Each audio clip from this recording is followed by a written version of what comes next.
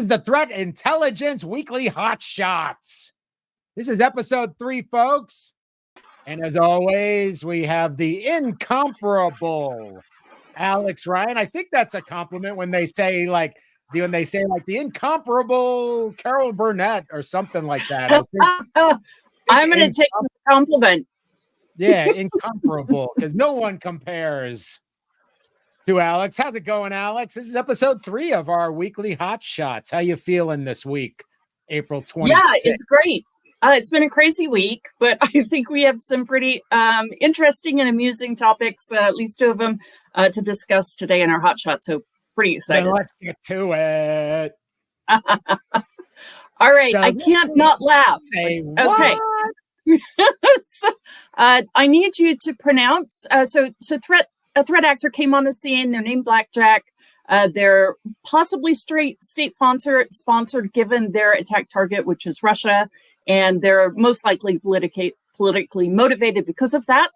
But they have a new malware that they're using. I'm not quite sure what to call it, Peter. What would you call that?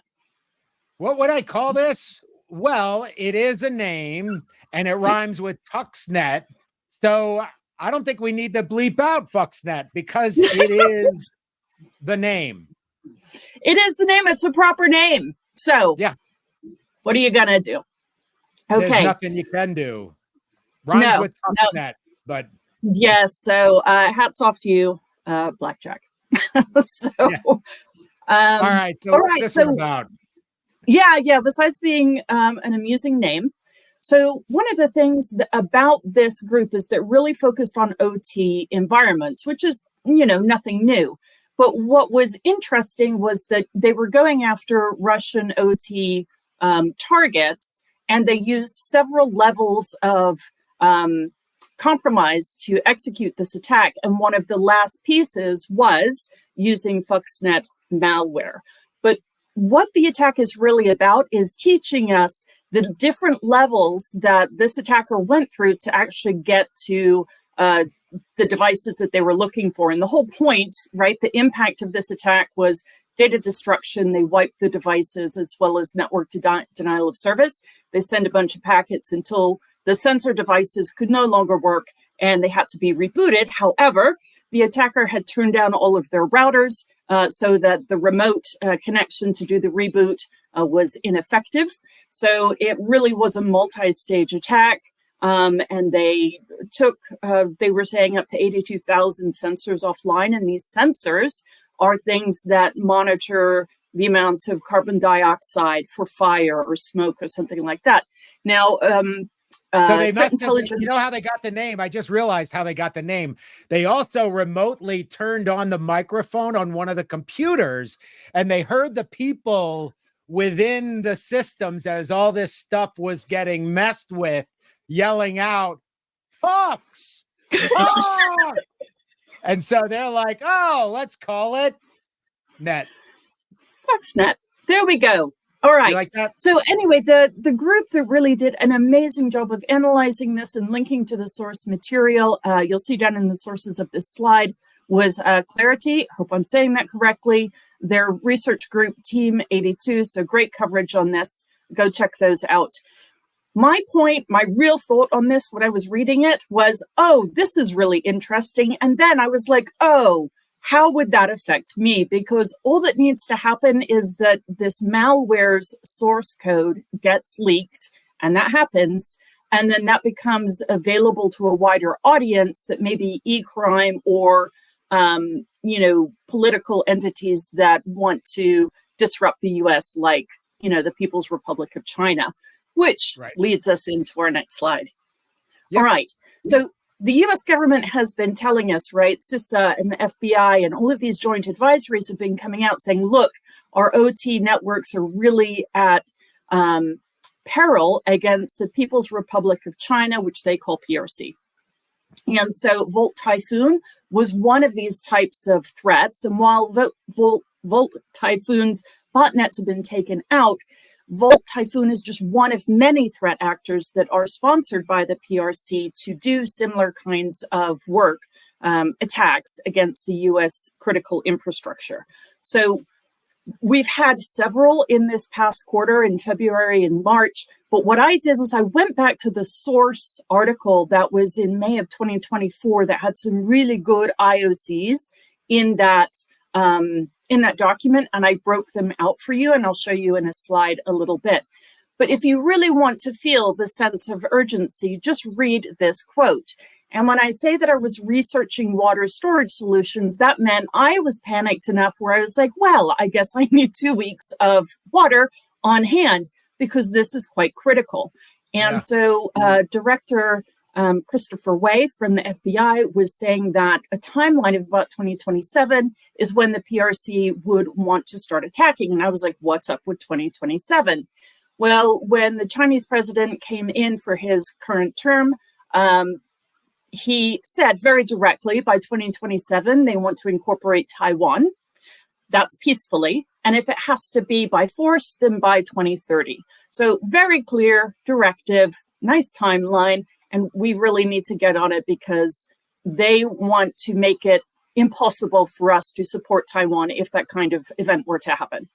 Yeah, they're like, so be it if you don't want to jump in. Right. So maybe pause the video here. But this is the joint advisory from the CISA and FBI and some other entities listing out the living off the land techniques that PRC threat actors typically use. These are the ones that are nice and tactical, that give you the exact things to look for in, your signatures. But also they had recommendations like harden your Active Directory and things like that. So the link's at the bottom. Please give that a read. But this slide is some nice, clear detections that we can do today. Yeah, and you should actually suggested that they paused the video here after your explanation, so they knew what we were looking at. I'm just messing with you, Alex. Thanks, Peter. I appreciate that. Boy, I'll take notes for next time. Yeah, it's on the job tips as pro tip. So grateful. While we're recording, don't ask them to pause it until you kind of explain what's in the slide, because they'll pause it right there and be like, what's this all about? What am I looking at? I think our audience is pretty on, I think they'll get it. I do. Yep. I think they'll get it. Weekly tip for episode 3 of the Threat Intelligence Weekly Hot Shots. Always a fantastic time chatting with you, Alex. Really appreciate this weekly update. Certainly something you, our viewers, can potentially take action on over the weekend if you're looking to do something like that, or certainly keep an eye on it, both from a work perspective and a personal kind of perspective. I mean, out here in California, they always have water on hand because of earthquakes and everything else. So it's just generally a good idea to make sure that's all taken care of. And that's going to wrap it up for this week's Threat Intelligence Hot Shots. So what do we got that's hot, Alex? And I see here, presented by the Cradle Point Threat Intelligence and Analyst team. Although when I see those 4 Z's after shots, I hope we don't put our audience to sleep with this first slide. Oh, no. This week has not disappointed with news. And, I would like to officially give a hat tip to the FBI, milady. Well done on shutting down breach forums, both the website and the Telegram channel. This is a huge blow to being able to broker payments between threat actors and people who want to pay back for being breached, wanting to pay their ransom, and then also threat actors buying and selling tools and goods and information between themselves. They typically use an intermediary broker, such as breach forums, and with FBI taking them down, that is a huge win. So really congratulations to them for that. Yeah, for sure. Now, we all know not to celebrate too quickly because there will be others that sort of fill the gap. But, in this day and age with information security, any good news, especially with daily breaches, is always Fantastic news. All Yeah, right. super excited. Gru, oh, is Gru. it you? Is it you? Okay, so what's up with GRU? So GRU is the Russian Ministry of Defense that has the threat actor groups that they sponsor sort of under. So they're sort of one of the leading groups in Russia that sponsors these groups and tells them what their target scope is, sort of things that they want to do in order to forward the Russian political and military agendas, right? So what has happened is we're seeing a real increasing pace with both advanced techniques, the number of campaigns, and then also the target scope. So earlier this year, in the first quarter, we saw US water utilities and utilities in the UK being compromised by Russian state-sponsored threat actors. So we want to really understand that the techniques that this group has honed in the Ukraine war for the past 2 years is now being transferred in two ways. First is to other cyber criminal gangs that are not associated, right, that are just sort of going off and doing their own agenda. Those tools are being made available to them, but also the scope of the targets is expanding, right? So it's not just Ukraine anymore. As we can see with these attacks coming in, they are becoming more West focused, and especially as political tensions rise, we'll begin to see that happen. So Mandiant actually this week released a report where they upgraded Sandworm, which is one of these Russian state-sponsored threat actors, and moved them into an official APT status. They're now APT 44. And Mandiant published an amazing playbook talking about the techniques that Sandworm has used in the past so that we can ready our defenders for what needs to happen to defend against these kinds of attacks. And so we have those techniques listed there. Nice, yeah. Advanced and persistent, for sure. And I see this zero-day vulnerabilities prone to own. I was reading, I think it was earlier this week, if I'm not mistaken, that there was some Microsoft news or some vulnerabilities that were uncovered and they've been around for a while. Yeah, so Prone to Own is a conference where security researchers get together, and it was in March of this year. And those researchers show off the different vulnerabilities that they've discovered. And there were 7 vulnerabilities for Microsoft Windows operating systems that are privilege escalation vulnerabilities that have not been patched. So Microsoft has been aware of them since March. And in this latest patch cycle, there still was not a patching of those vulnerabilities, which, the Russians are coming, the Chinese are coming, and we're like got the drawbridge down. So yeah, real hopes for the future here. So really on that, reduce your attack surface that is out on the internet, have an EDR, right, on your endpoints. There's going to be some pretty effective defenses against those. Keep your web servers up to date, because internet-facing web servers is another great vector for attack. Yeah, and then obviously make sure you have a good, clean backup somewhere, because that's been one of the most effective ways to at least fight back against ransomware, is having a truly clean backup to be able to restore yourself.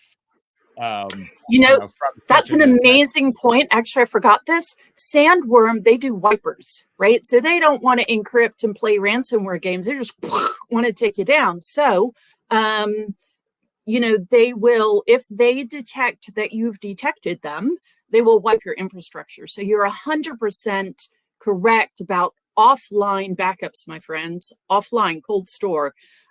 Just so that, exactly as you say, you can come back online faster. Yeah, clean.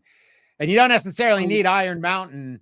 By the way, as an offshoot, the original recording, like the tapes and stuff of Ozzy Osbourne's Crazy Train, is stored in Iron Mountain. So there's your music security tip of the day. Let's move on a little bit. So D-Link.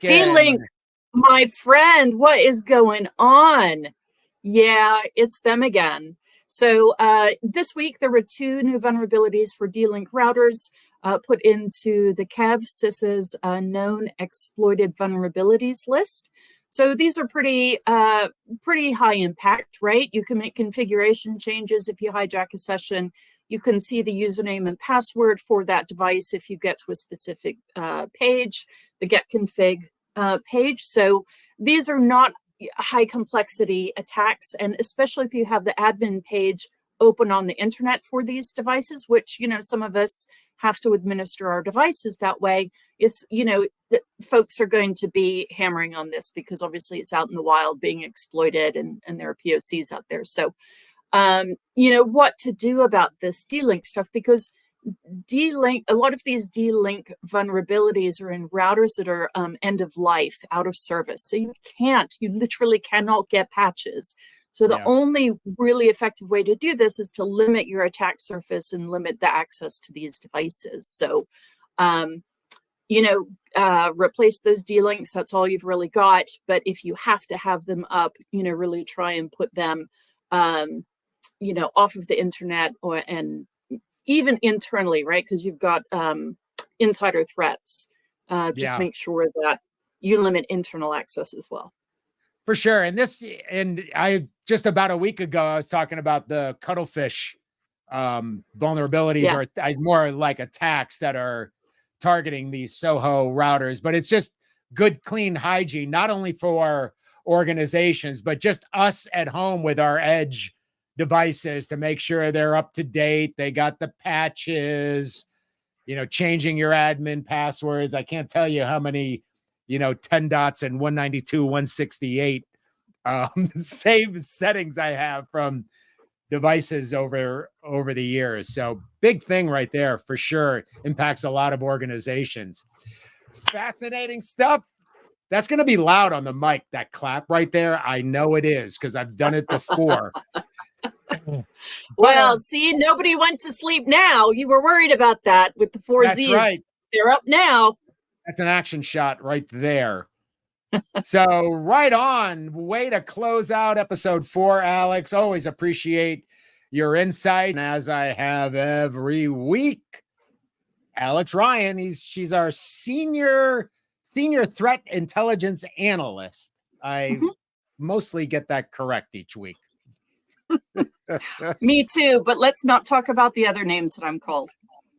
Fair enough, because this is, even though I say no every time, is this for children? Children could easily watch this, except that one maybe 2 episodes ago. And of course, every week, this is presented by the Cradlepoint Threat Intelligence Research and Analysis team. I got that out. And if you were wondering what she was laughing at from 2 weeks ago, check out the video. Might have been 3 weeks ago, right?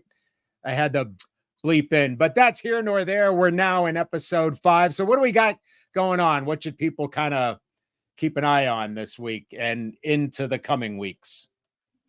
Yeah. So I wanted to dive into a vulnerability that came out, and I wanted to take it down to a bit more of a technical depth. So, you know, Cradlepoint puts out a series of different kind of threat intelligence products. So we have the quarterly, which is more strategic and is talking about trends in the threat landscape. We've got the monthly, which talks about more operational things. And then we've got these hotshots, which are more tactical, which are sort of like IOCs that you should put into your detection engines and things like that. So I wanted to dive into the technical background of a vulnerability that came out for Chromium this week. So the KEV is the known exploited vulnerabilities list that is published by CISA. And so there were 3 vulnerabilities that came out that were critical, but there's one really in particular that I want us to dig into as far as what is it, how does it work, how do we detect it, right? And some defense ideas as well. So let's jump in with that preface. So what happened is on May 16th, Google published this vulnerability, or a patch for a vulnerability that allows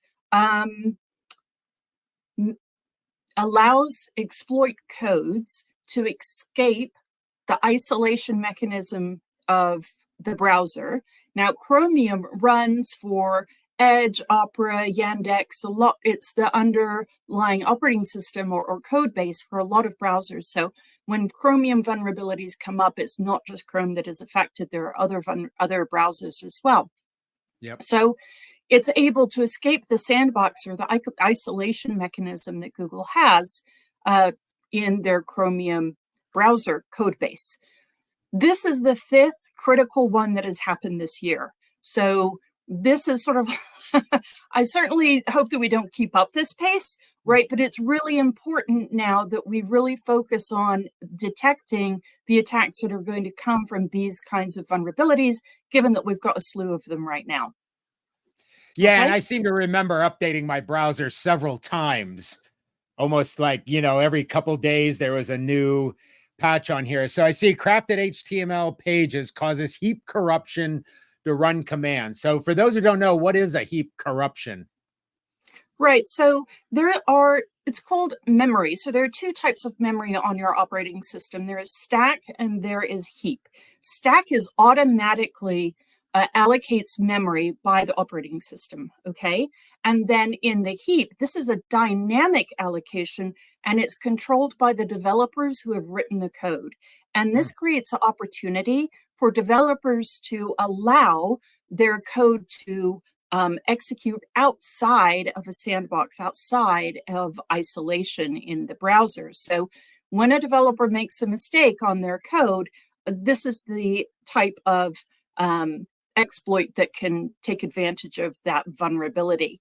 And heap corruption is essentially where enough information is sent to the code base, it executes it because it is written into memory in a place that it shouldn't normally have access to.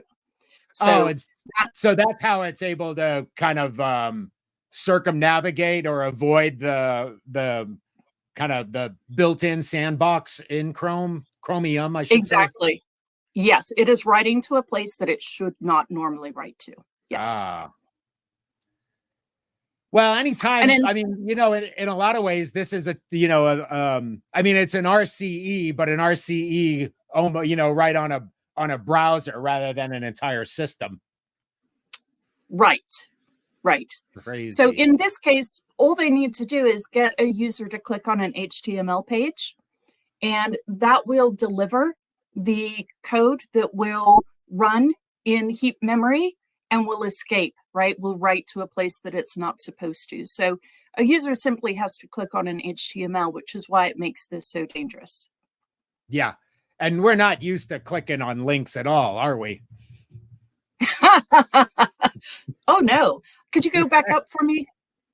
Oh, yeah.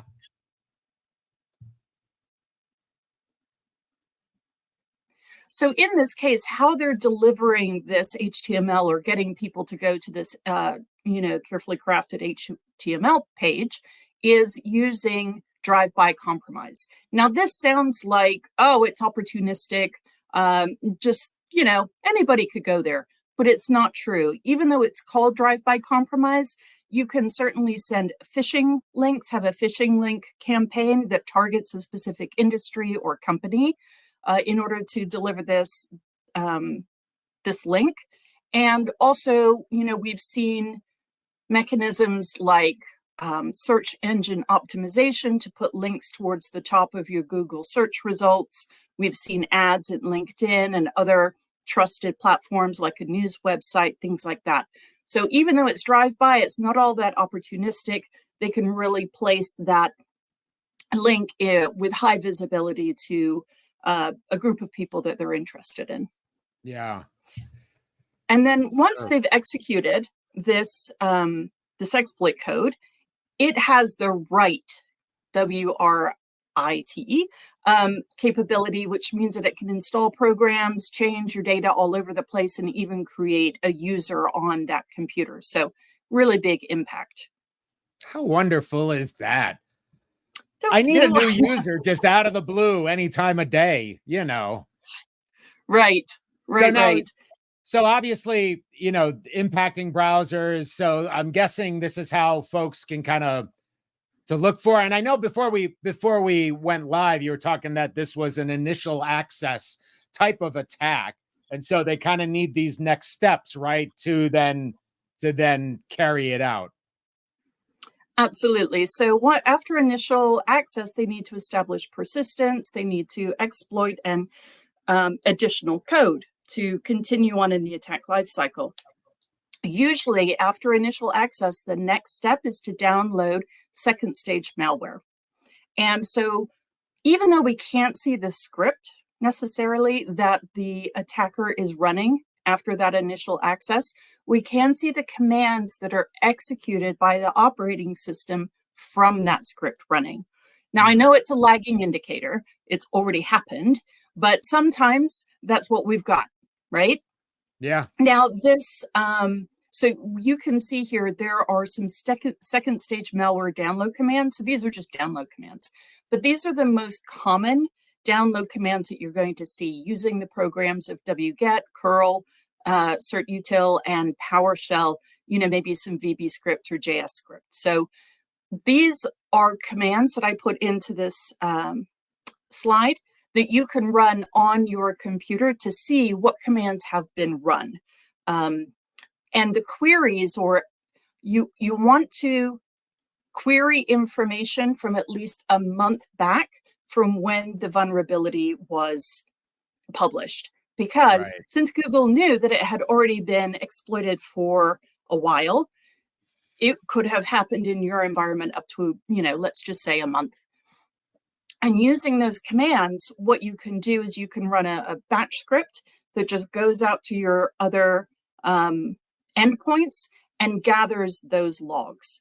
But we have to make sure that the logs are being created. So in this slide, what I talked about is make sure that you have auditing set up, right? So you can have audit process creation equals success in your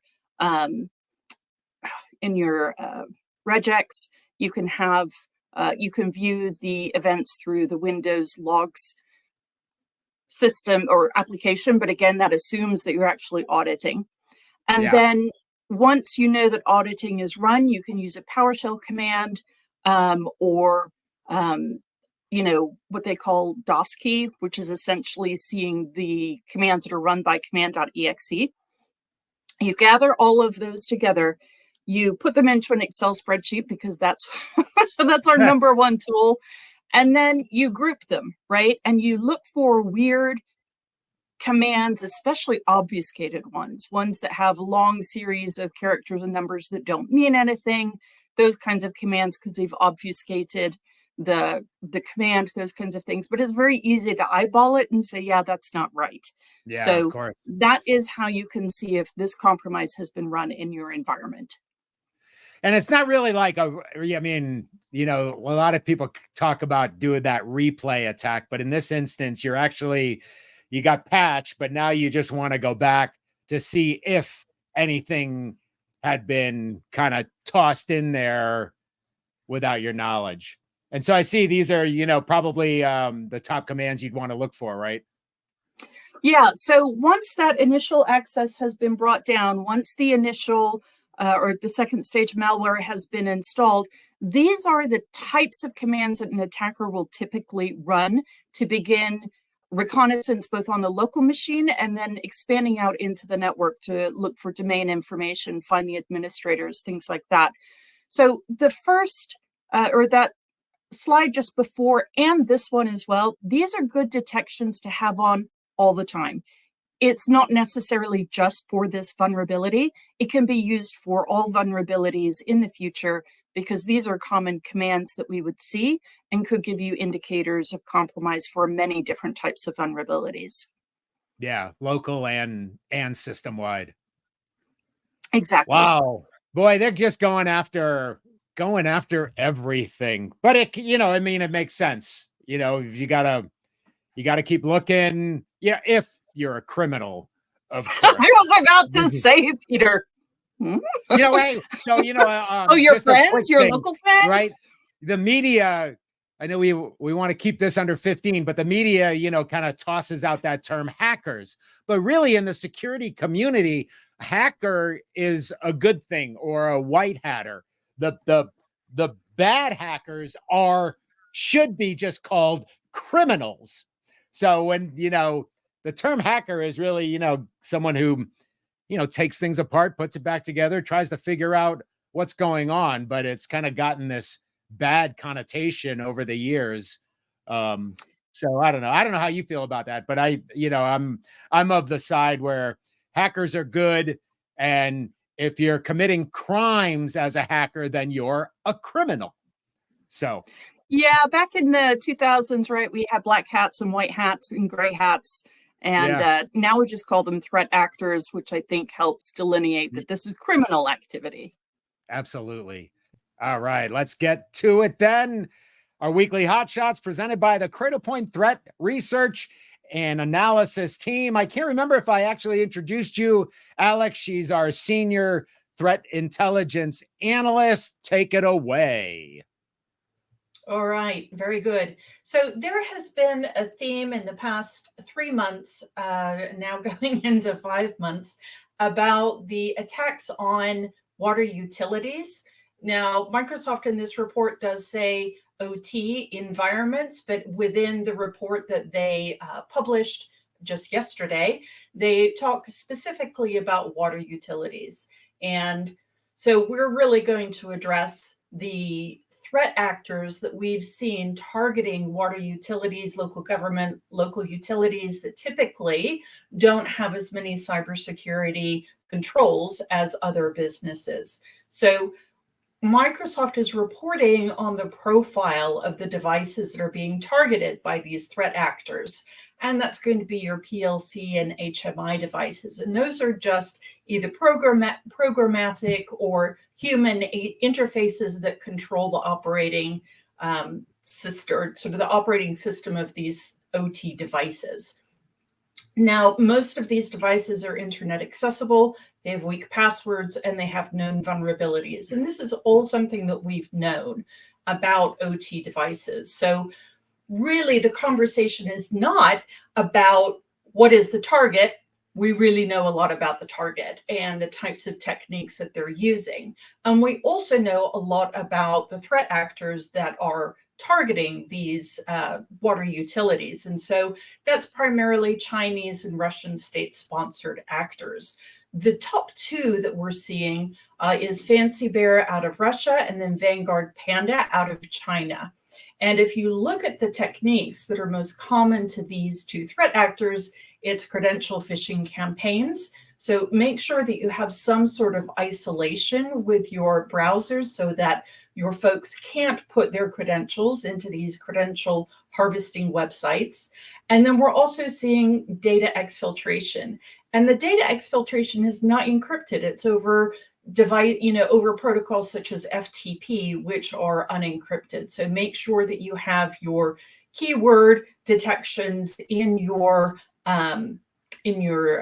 network IDS, IPS type thing, so that you can detect this kind of data being exfiltrated in clear text. And then the next one.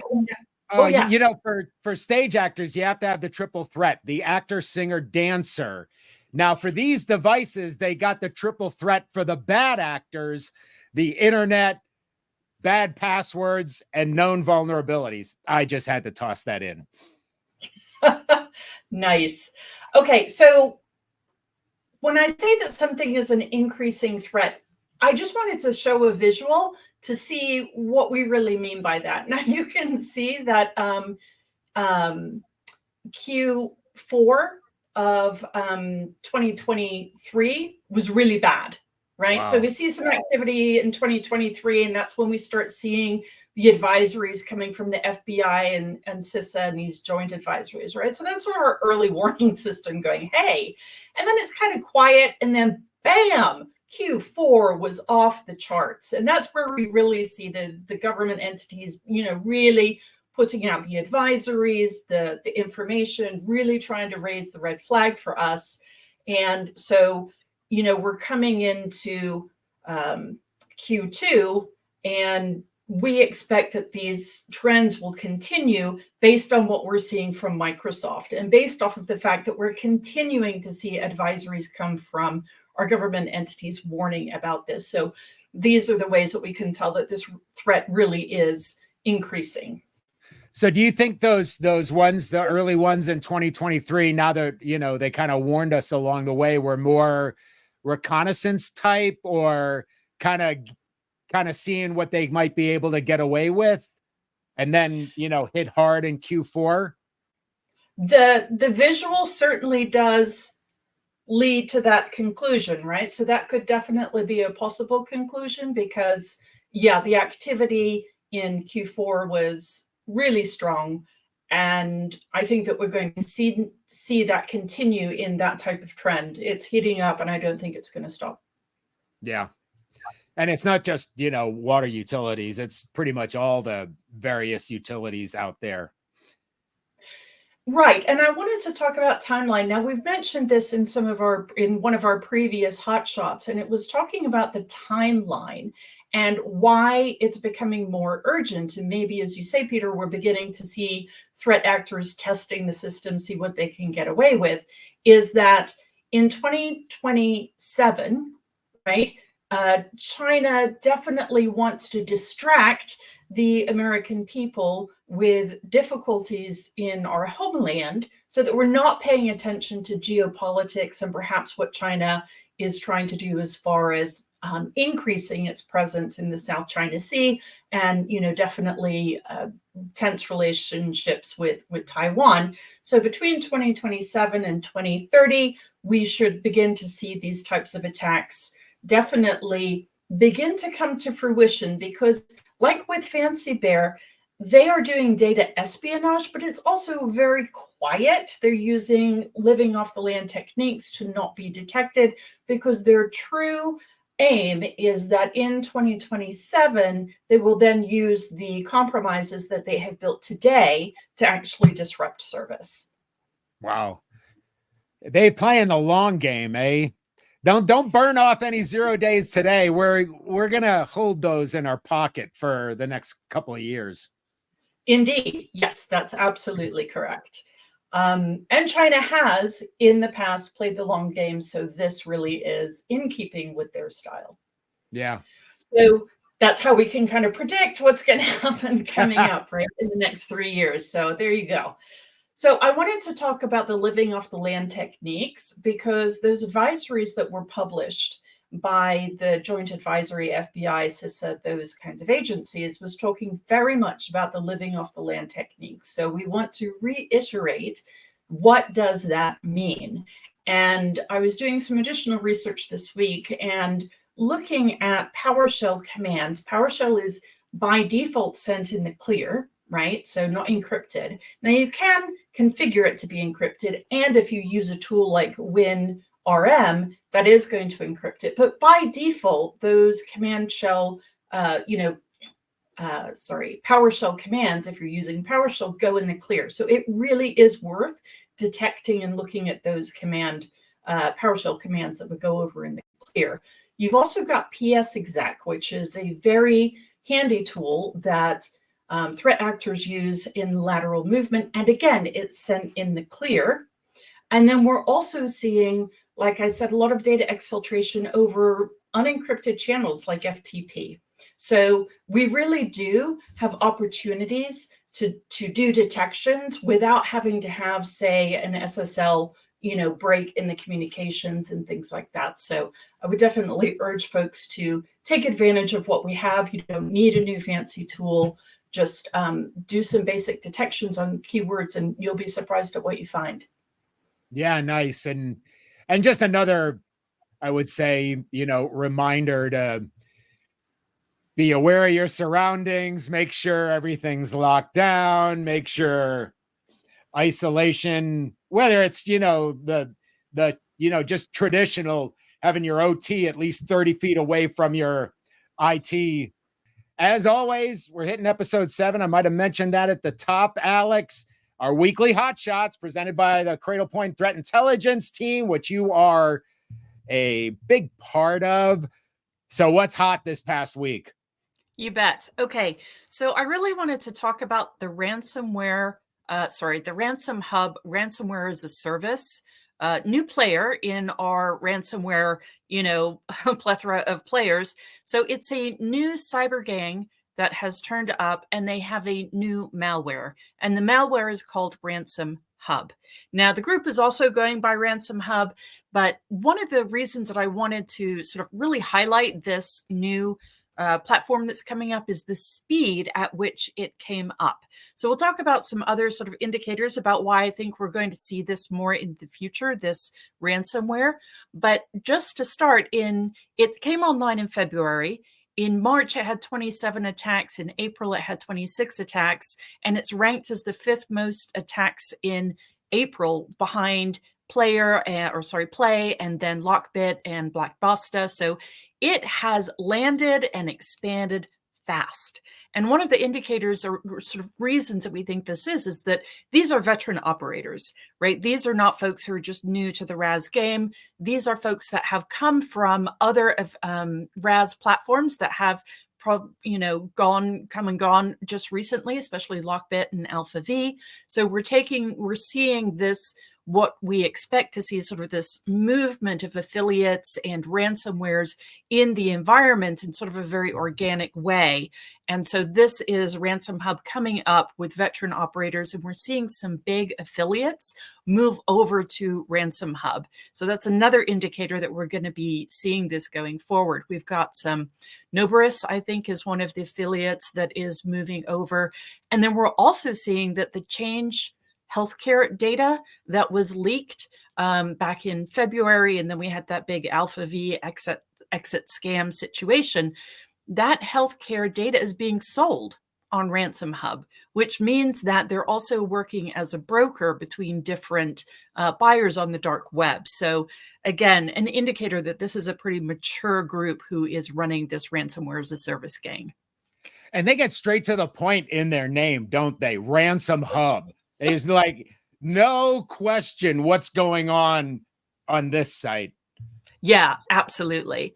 So again, with RAS, one of the things that we have to remember is that it's the affiliates who are doing the initial access, and then they are using the Ransom Hub malware to do the ransomware activity of encryption, exfiltration, and then using the RAS platform to manage their negotiations with the client right through a Tor site or something like that. So when we talk about, am I vulnerable and should I be worried about this, we need to look at how the affiliates do the initial access to give us an idea of that. Yeah, and on some other sites, it's really not that expensive to get in the game, especially if you're a novice. And I've seen, might have been Alpha V or a couple other sites, you're able to get a full phishing or ransomware kit with legit looking sites for like $250. Like that is really not a barrier of entry, if you want to kind of get into the criminal realm, if that's your game these days. That's your cup of tea. Right. No, absolutely. I didn't see an amount listed for an affiliate to join onto this platform. I didn't see that in my research. And it didn't specify what kinds of controls it might have in, sort of like what I would call, additional features, but, mainly the ability to get the ransomware, download it. It's highly obfuscated in the way that it executes. And we'll talk about this in a minute. So it's really tough to detect. So you get to download that malware, and then the administration panel of, have I infected someone? And then also that negotiation platform are the three features that I've seen most discussed about this. And then you just brought up the what, how do you go about kind of understanding this? Yeah, exactly. So we want to talk about, right? So, no one's got time. So am I vulnerable? So if you have an Active Directory server that has not been updated since 2020, no judgment, then you're probably vulnerable. And the reason is that there's a vulnerability back from 2020 where there is a built-in service or process on Windows devices and the domain controller called Net Login Remote Protocol. And it's got, a CVS critical vulnerability rating.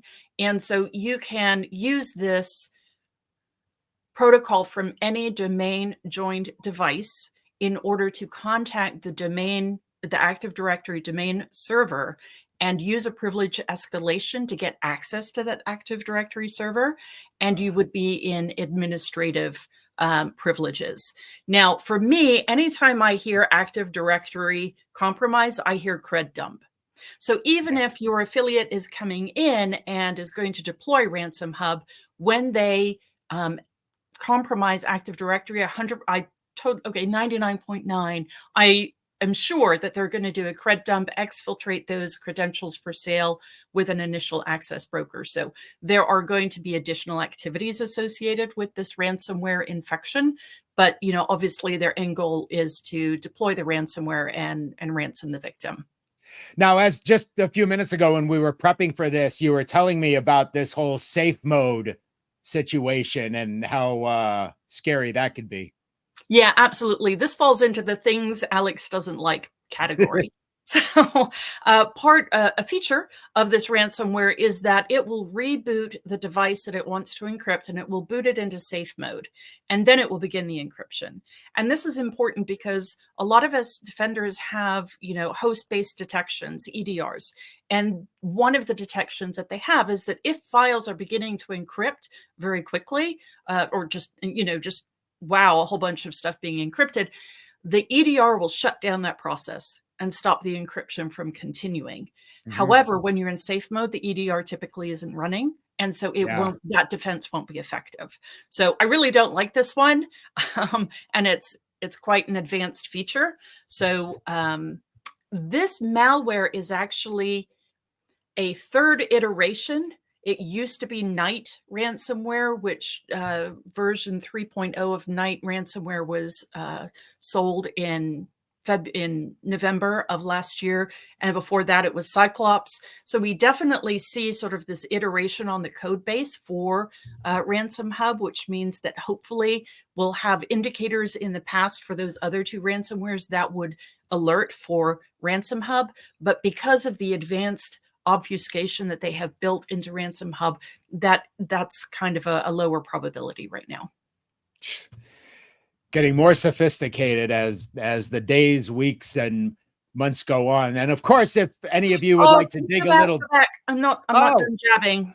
There you go. Okay, here we go. So the affiliates, right? So we need to know, how are the affiliates getting in? They're using remote access tools.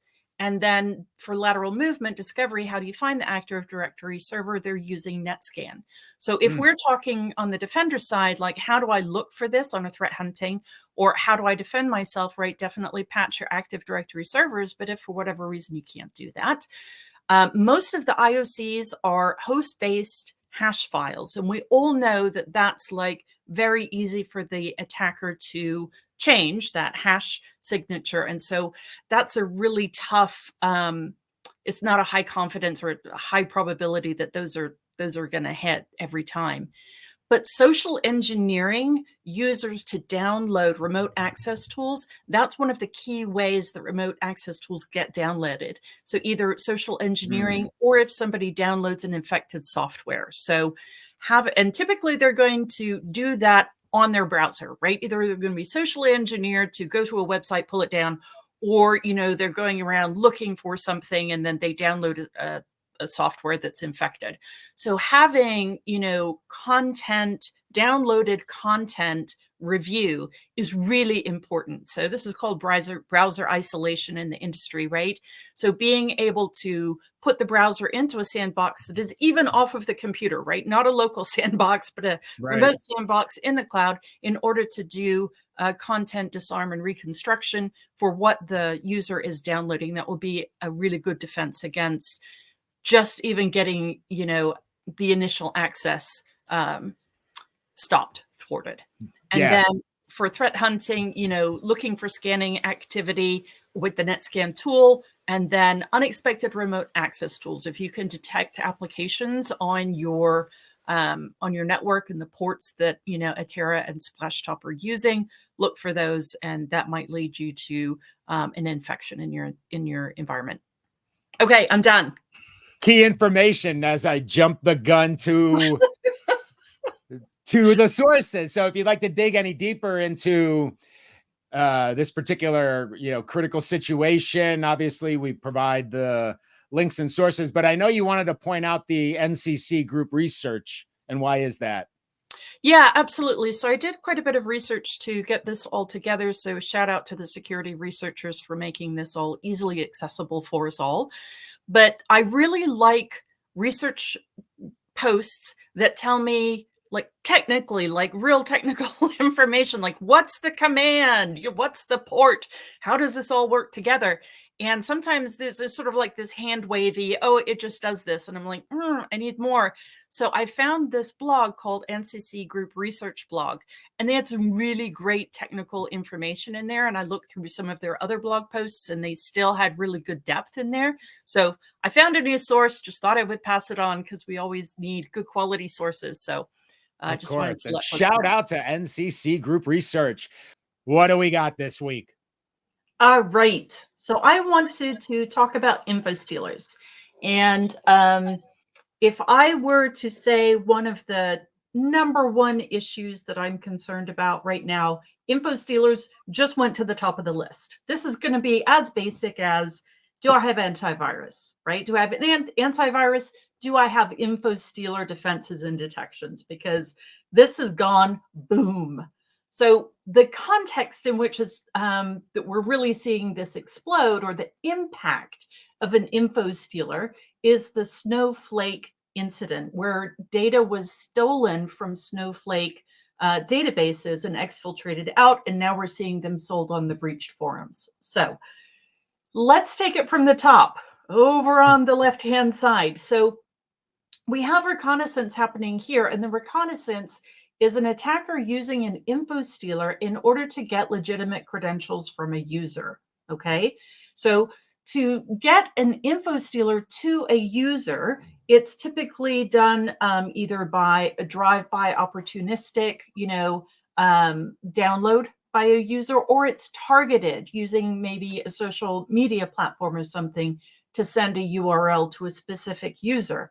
Now, the user can either have a vulnerability on their browser, which the attacker takes advantage of to install the info stealer, or the user themselves clicks and installs the info stealer. And this can come in the context of a browser update, or if they're downloading software that they want, that also can have malicious software packaged in with it. So those are some vectors that we're seeing about how does info stealer even end up on the end user's device.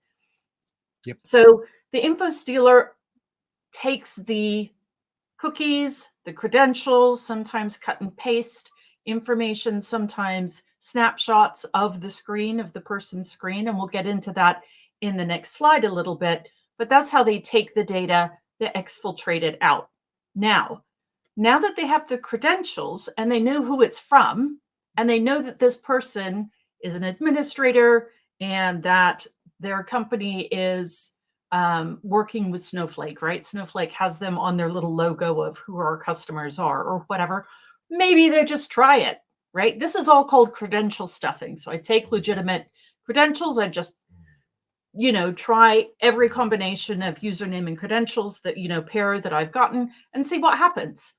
Yep. And so the accounts on Snowflake that did not have two-factor authentication and that have been compromised either by an info stealer or bought on a dark website from an access broker, they logged in to those accounts. Nothing was breached, okay? Like, there was no hack. This was not a flaw in Snowflake's API or how they manage credentials or anything. This was not a hack.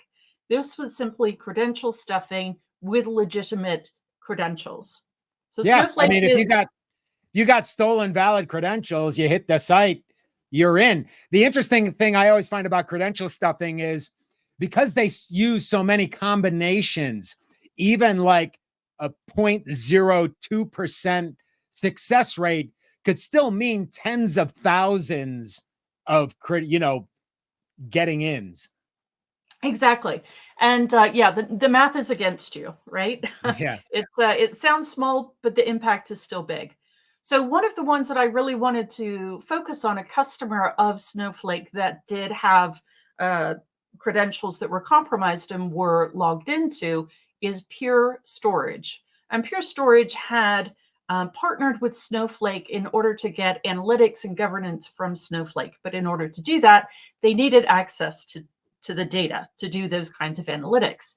And the kinds of customers that were working with Pure Storage are NASA, Ford, Meta, JP Morgan, really high profile customers. So this is almost like third party attack, like the attack chain is just getting longer and more sophisticated, and we really need to keep up. So how the data was gathered was a malware, and I hesitate to even call it malware because it was not. It's a reconnaissance tool that essentially says, show me all the tables, copy all the tables. This is not necessarily doing a hack. This is simply gathering information, and then it exfiltrates it out on, HTTPS or FTP or SMTP or whatever. So this is the real hack was the info stealer. Yeah. Leveraging the information that they got from the info stealer all the way through the attack lifecycle, that is really the key to me. So if you ever have an administrator or a manager say, we can't afford 2FA, I want you to take this slide to them and say, this is what you're signing up for, man. It sort of reinforces the whole don't click on links you don't know who it's coming from, although they could certainly impersonate a sender and put something into a link. It reiterates the need for multi-factor authentication, of course. And then also, with the third party, whether it's through APIs on the back end, always securing that data, no matter where it is in the whole process. Now, one of the things you said earlier while we were talking was this was an incident, not a breach. And you kind of reiterated that. And you made an important point before we went on the air about, the difference between, say, an incident and then an actual breach. Yes. So incident response, right? We have these phases of how serious is this thing, right? So we get an alert in and then we investigate it. And then once we've investigated and made sure that it's a problem, then it becomes an incident. Yeah. It's the same thing in this attack lifecycle as well. So for instance, with the info stealer being installed would be a compromise. Yep. And when the data is sent out, that's a breach. And a breach, the word breach is a legal term. And whenever you use that term, you're going to get legal involved, which is not a good idea. So really be careful with that word because of its legal implications. But, when we just say data exfiltrated, right, that is enough for us to describe it as an information security person, but you want to leave that word breach to the legal people. So in this case with Snowflake comes out, white as snow, because they didn't do anything wrong, right? They ran their service, everything was fine, right? But Pure Storage, right, had allowed a compromise to happen, which was that someone accessed their accounts who were unauthorized. So that was the compromise. And then I was just going to say, to be clear, we're not encouraged. I mean, if there's an actual breach, you must report it. It's the law. So we're not suggesting to just remove the word breach so that you don't get into any legal hassles, obviously. But you also need to be clear, like all organizations where there is an incident, a vulnerability, data loss, whatever it is, they got to be very, very clear in how they explain what actually happened, because the results or the actions that you have to take after the fact are often determined by what actually happened. Right. So I say data exfiltrated until the legal person says breached, and then I'm like, okay, breached. Yeah. But I never use the word until they use it. So right. Because then, right. then you got to report it. Yes, And then you have a lot of legal issues. Yes, exactly. Yeah. All right. So how do we protect against these? Okay, so read this chart in columns, not across, but columns. Yep. So initial access. So how you will be impacted by specific info stealers depends on what your users do. So the top info stealers, if I were a defender and I said, okay, I want to defend against info stealers, where do I start? The top 3 are Redline, Agent Tesla, and Formbook. So go and look up their TTPs and really focus on those. And those will be your top ones, and then work your way down a little bit further. But regardless of industry, those are the top info stealers. So how do they, get the initial access? Meaning they get someone to download the info stealer, or they get someone to go to a URL that will exploit a vulnerability on the browser and then download the malware.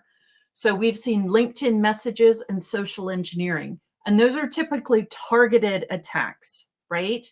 And then we've also seen opportunistic downloads where the threat actor has used search engine optimization in order to get their malicious advert or URL to the top of the search results.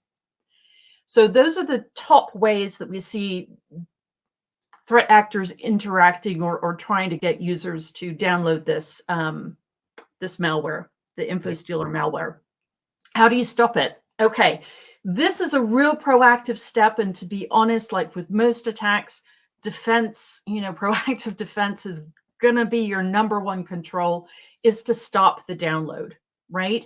And so this can be in browser isolation, where once a user has initiated a download, it goes into a sandbox where there's code review. It can be dynamic or static code review. The malicious code is taken out, and then the download proceeds to the user, but it has been sort of nullified for malicious attack. That is the number one way to stop this attack. And then site reputation filtering. So obviously, if you have a site that is new, that just has bad information filled in for the owner, and reporting abuse and stuff like that, very anonymous, very new, right? That site will have a bad reputation with your web reputation filtering. So you definitely want to make sure that your web filtering categories would catch those kinds of sites with those kinds of attributes, like being registered very newly, right? They're very new, right? Yeah, and if the category is unknown, just isolate it anyway. Don't even try to guess along the way. Yeah, we can't take the chance anymore. We can't take the chance anymore. Stakes are too high. So going over to execution. So how is it that an info stealer actually works once it's downloaded? So there's some very common attributes across these info stealers that happens. So there's a process injection. Now, this is something that you have to do. It's a host detection, right? So an EDR or something like that, where a process launches that has no arguments. And that is indicative of a sideload into a current process, a DLL, sideload injection. So that is a very important one to look for. Another one is where, Chrome is a very targeted browser. So that's why I put this example in. But once they have the cookie, they have to decrypt the cookie in order to get the credentials. And so for Chrome in Windows, they'll use an unprotect command. So create a detection looking for that particular, command. From a defense side, right, you're going to have these host command detections in place. And then for exfiltration, once they have gathered the information and they've got the credentials, now they're going to send it off site back to the attacker so they can leverage them for other attacks. We've seen Telegram API, right? So they send it to a Telegram channel, get and post requests to a C2 server, SMTP and FTP. So look, seriously, SMTP should not be going outbound from a client. Just shouldn't, Yeah. right? Only your email servers are doing that, or you have O365 and it's in the cloud. So SMTP like should not be in your environment. Hopefully not using FTP, but just really lock down and know which sources should be sending out data.